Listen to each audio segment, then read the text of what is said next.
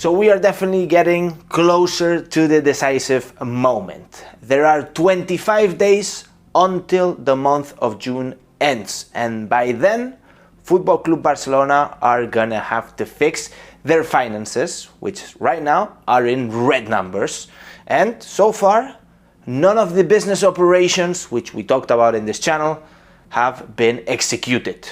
The possibility of selling Frenkie de Jong is just increasing, and Manchester United know this. They are pressuring harder and harder, and in fact they have set themselves a goal of making an agreement with the player by mid-June. That means that around 10 days they are going to put a lot of pressure to Barcelona, to the player, in order to try to close an agreement, some sort of agreement. Meanwhile, the clock is ticking for Barcelona, tick-tack, and it's not good, guys. We certainly need to pull off some of these business operations, otherwise selling players like Frenkie de Jong is going to be a must. And to be honest, if we want to sign Lewandowski's, Rafinha's, Koulibaly's, we need to unload some players, because the financial fair play won't be enough even if we execute the BLM or the Barca Studios deal. If you guys don't know what I'm talking about, go check some other videos where we discuss all about these deals, and you guys can get a full knowledge about it. But definitely, guys, definitely, the clock is ticking right now. 25 days left, and the next 10 days are gonna be very hard. In terms of pressure from Manchester United, they really want Frenkie de Jong, and I'm not surprised, because Erik ten Hag, I'm sure that he can get the best out of Frenkie de Jong. Meanwhile, in Barcelona, Xavi wants Frenkie still, and Frenkie wants to stay. But the money is the money, and certainly we are overbooked in the midfield. But that is not an excuse, because Frenkie de Jong is a future player. He's a player that can mark a decade. Barcelona, I hope, and not in Manchester United. Even though if we sell Frenkie de Jong, I hope that is for good, and that we can reinforce ourselves and kickstart this new era, this new Laporta era, this new Xavi era, this new first season under Xavi Hernandez.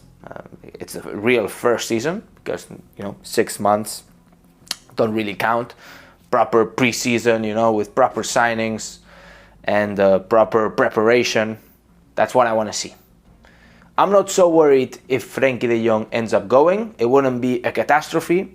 They're actually talking about 80 million, which is a bit shy, to be honest. I'm expecting a bit more from Frenkie de Jong, and I want to see surpass the 100 million mark if we get rid of Frenkie de Jong. We paid 75 plus some variables.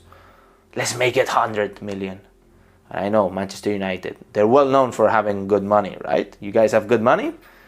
Then pay, my friend, pay. We have Pablo Torre, we have Gavi, we have Nico Gonzalez. Maybe he can improve a little bit. But with this money, which will give us a strong relief, a direct relief in our financial fair play situation, which, by the way, neither with the business operations, BLM, Barca Studios, possibly the CBC deal, not the CBC deal, selling the rights, the audiovisual rights to some other entity, possibly not CBC, but you guys know what I'm talking about. That will only allocate a certain amount to the financial fair play, which you guys might know, oh, they're gonna give us 250 million. Well, the 250 million are not gonna go straight to signings, They're not, unfortunately. Therefore, if we sell a player, then that it goes directly into the financial fair play, So that's the situation we're in, guys. Let me know what you guys think about this whole situation, and tie your seatbelts, because the next few days are gonna be tough, and Manchester United are pressuring, and very hard.